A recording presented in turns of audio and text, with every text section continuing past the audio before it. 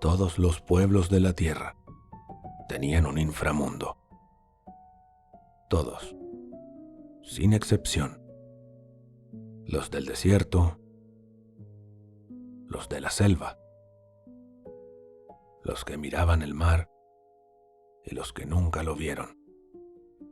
Todos crearon un lugar abajo, un lugar oscuro, un lugar al que se va cuando la vida ordinaria ya no alcanza. Eso no es folclore. Eso no es superstición primitiva. Es un mapa.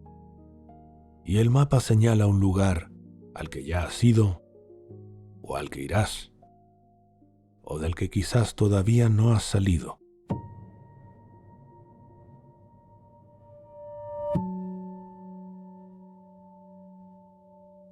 Los hebreos lo llamaron Sheol. No era un infierno.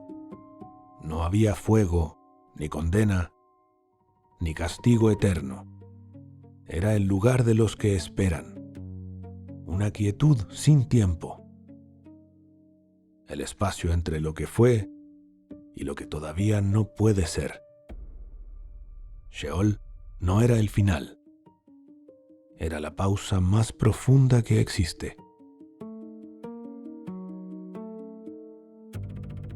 Los mayas lo llamaron Xibalbá, el lugar del miedo, el lugar de la prueba. Y esto es crucial. No se entraba a Xibalbá por haber fallado. Se entraba para ser probado. Había señores del miedo, del dolor, de la hambruna, de la náusea. Había que atravesarlos, uno por uno, sin mapa, sin garantías. El héroe que sobrevivía a Xibalbá no era el mismo que había entrado. Ya no podía serlo.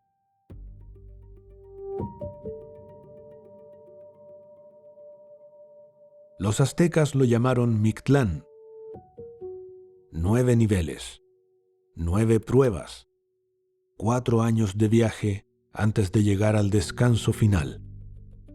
No se llegaba solo, se llegaba acompañado por lo que se había vivido, por los perros que cruzaban el río, por las ofrendas que los vivos dejaban. El Mictlán sabía que morir es un proceso largo, que la transformación no ocurre de golpe.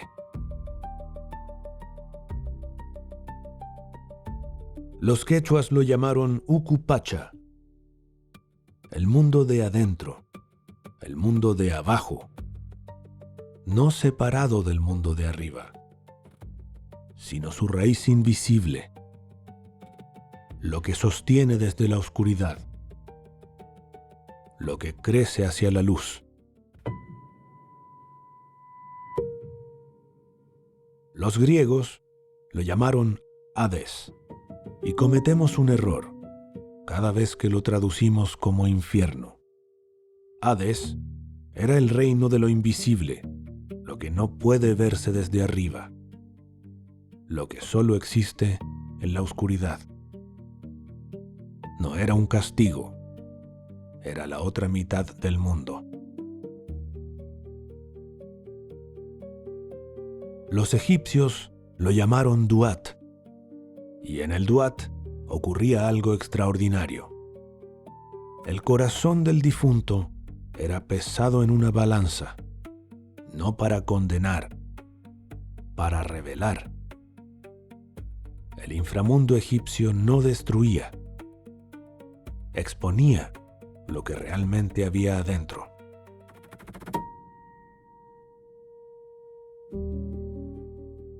En la tradición yoruba de África Occidental, los muertos no desaparecen, pasan a Orún, el mundo espejo de este mundo, tan real como el de los vivos, tan presente como los ancestros que siguen hablando.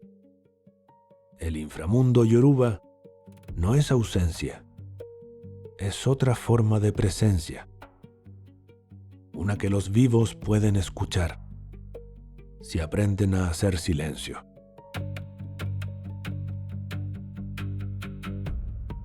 En la India antigua, los textos védicos describen Patala, el mundo subterráneo, que no es un castigo, sino el lugar donde habitan fuerzas demasiado profundas para la superficie, potentes, antiguas, necesarias.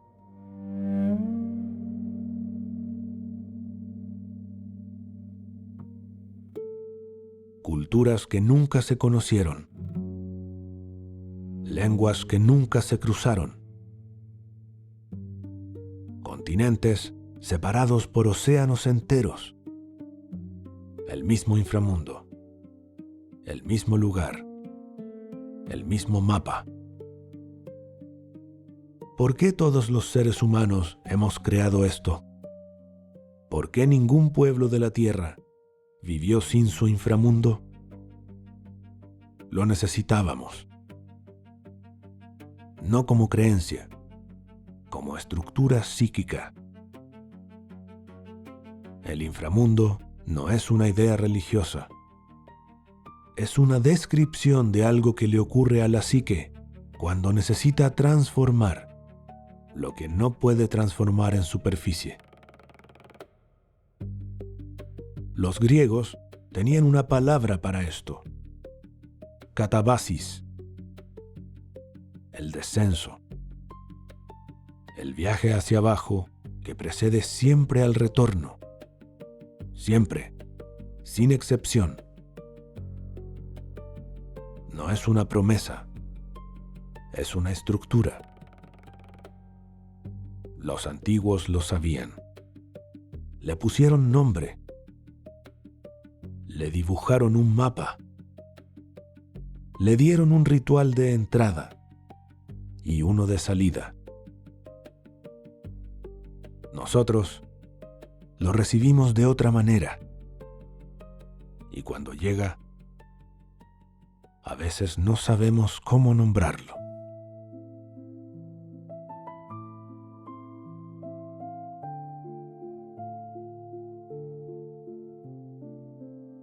David Rosen era médico psiquiatra y analista junguiano, formado en la Universidad de California y luego catedrático de psiquiatría en la Universidad de Texas A&M. Pero antes de los títulos, antes de la investigación, antes de todo eso, la vida le enseñó el inframundo de primera mano. Cuando era niño, sus padres se divorciaron. El hombre que actuó como figura paterna, un hombre alegre, resuelto, comprensivo, se quitó la vida. En la universidad, uno de sus amigos más cercanos, alguien llamado Sam, también se quitó la vida. Y más tarde, su mujer lo traicionó frente a él. 3 descensos. 3 veces el suelo se abrió. Lo que lo salvó no fue un protocolo clínico. Fue la expresión artística. Pintar, escribir, crear. Dar forma a lo que no tenía forma. Y desde ahí, desde alguien que había estado cerca del fondo más de una vez y que además sabía exactamente lo que la psiquiatría podía y no podía hacer, fue a hacer la pregunta que nadie había hecho. Rosen entrevistó a las personas que habían sobrevivido a intentos de suicidio desde uno de los lugares estadísticamente más frecuentes para ello, el Golden Gate. No fue a estudiarlos, fue a escucharlos. Y les preguntó: ¿qué es lo que realmente querías? La respuesta cambió todo. No querían realmente morir. Querían que muriera algo en ellos. Una identidad que ya no podía sostenerse. Una versión de sí mismos que se había vuelto una prisión. Un ego involuntario que pedía a gritos ser disuelto y que no encontraba ningún otro lenguaje para decirlo.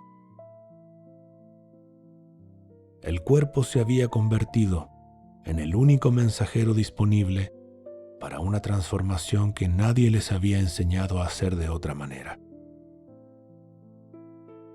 Rosen llamó a esto egocidio, y la distinción es crucial. El suicidio busca terminar con la vida a través de la muerte del cuerpo. El egocidio busca terminar con una forma de ser que quizás nunca se quiso tener. No es la persona la que quiere desaparecer. Es una versión de la persona que ya no puede seguir. Un yo construido sobre bases falsas.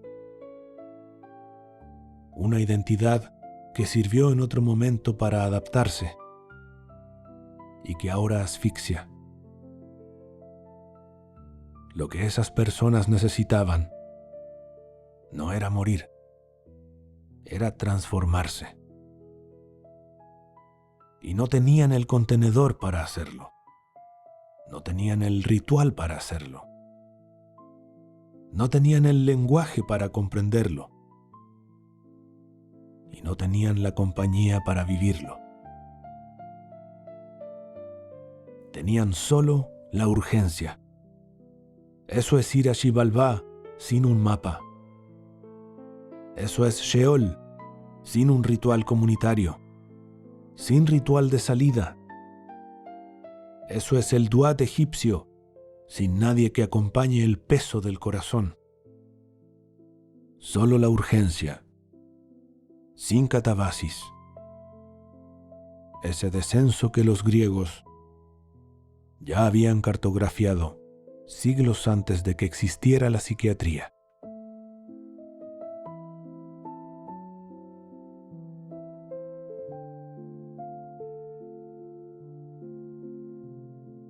Los pueblos antiguos no dejaban a nadie bajar solo. Había un acompañante. Había un umbral marcado. Había cantos, ayunos, oscuridad inducida, plantas, silencio. Había una comunidad que sostenía al que descendía y que lo esperaba para cuando volviera.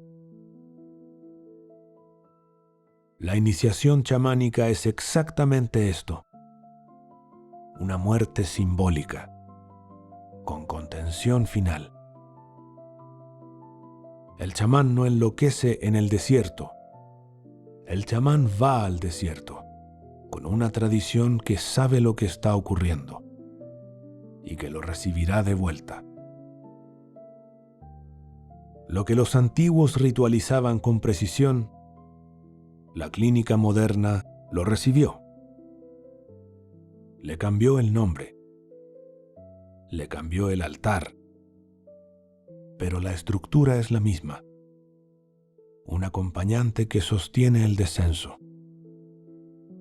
Un espacio que contiene lo que afuera no tiene cabida. Un umbral de entrada y uno de salida. La sala de una buena terapia es el Xibalbá con calefacción. El proceso terapéutico es la catabasis con lenguaje clínico. El rito no desapareció. Aprendió a hablar de otra manera.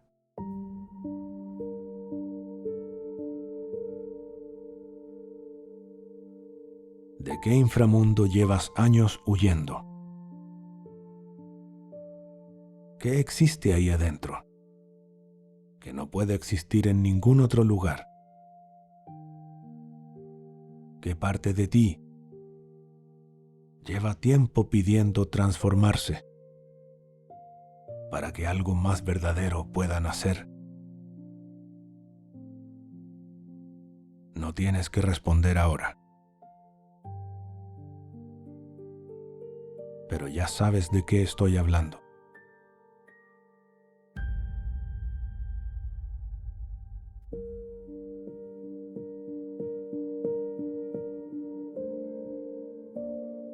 El que regresa del inframundo no regresa igual.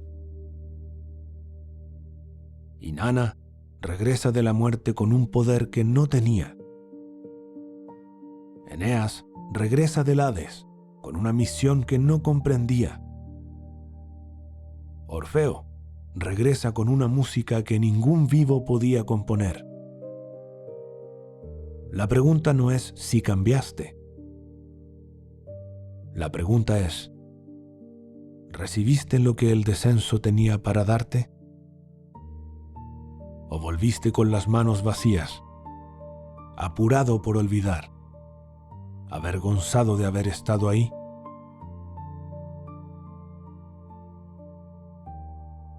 No vine a decirte que el dolor tiene sentido. Eso sería demasiado básico. Vine a decirte algo un poco más incómodo. Que lo que la vida te hizo, te está construyendo. Aunque tú no hayas dado permiso, aunque no lo hayas pedido, aunque todavía duela.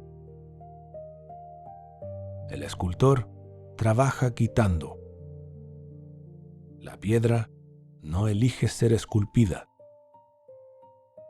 Pero lo que emerge, lo que surge, no podría haber emergido de otra manera. Lo que el sufrimiento retiró de ti, a veces era el exceso. Lo que quedó es más cercano a lo esencial.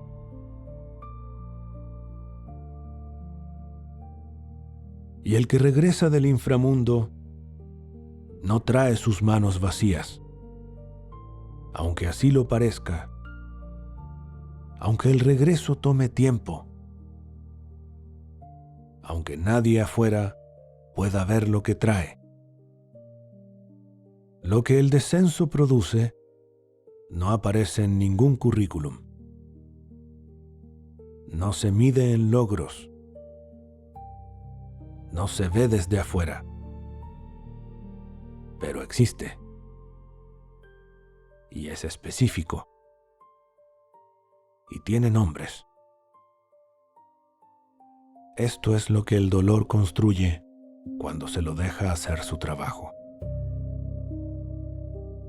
Empatía real, no la empatía de manual, no la que se aprende en un curso, la que solo puede existir en quien bajó. El que nunca tocó su propio fondo puede compadecer desde arriba, puede sentir lástima, puede ayudar, pero no puede acompañar. Acompañar requiere haber estado en el mismo territorio, reconocer el olor, saber que hay una salida porque se encontró. Presencia. Tu dolor te hizo capaz de una presencia que no tiene precio. El dolor corta el ruido. Todo lo que no era esencial desaparece. Las ambiciones decorativas, las relaciones falsas, las identidades prestadas. Lo que queda es lo que existe. Eso es meditación que no elegiste, pero meditación al fin. Muchos contemplativos pasan años intentando llegar al nivel de desnudez que el sufrimiento real puede producir en meses, puede producir en semanas, puede producir en días. Autenticidad. El sufrimiento quema versiones falsas. la versión de ti que existía para complacer, la versión que sonreía en los momentos equivocados, la versión que creía en cosas que nunca fueron suyas. Lo que sobrevive al fuego es más verdadero que cualquier cosa que hayas construido con calma. No necesariamente más cómodo, más verdadero.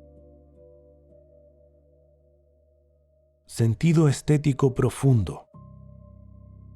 La belleza real solo la percibe quien conoce su contrario. El wabi-sabi japonés lo sabe. La impermanencia, la imperfección, la incompletitud no son defectos a corregir, son la textura de lo real. Y el kintsugi, la práctica de reparar la cerámica rota con oro, no oculta la fractura. La convierte en la parte más valiosa de la pieza. Tu historia rota tiene líneas de oro que no existirían sin la fractura. Profundidad de carácter. No se profundiza en calma, se profundiza en tormenta. Lo más oscuro que viviste es también el origen de lo más denso que tienes. No a pesar del dolor, a través de él.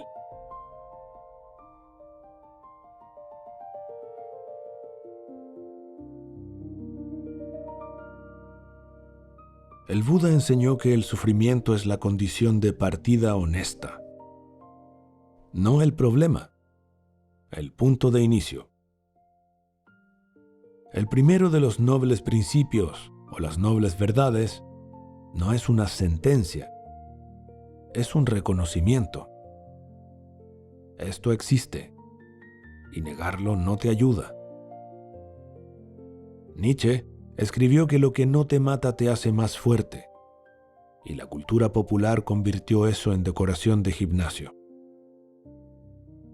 Pero en su vocabulario, la fuerza está directamente vinculada a la capacidad dionisíaca, la habilidad de absorber el caos, la disolución, el sufrimiento, y transformarlos creativamente. Es la fuerza del que puede mirar el abismo sin necesitar que el abismo desaparezca. Eso no es aguantar más, es profundidad.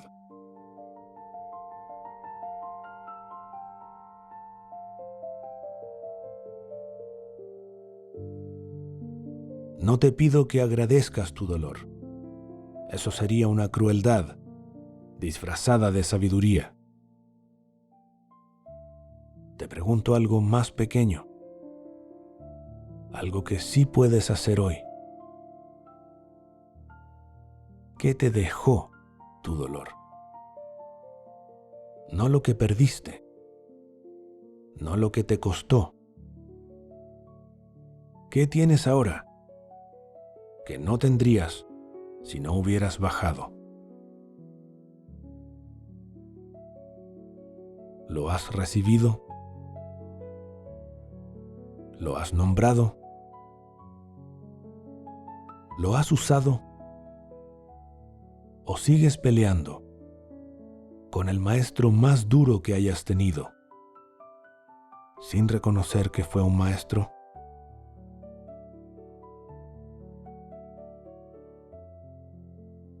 El inframundo no es el final del mapa. Es donde el mapa se vuelve tuyo.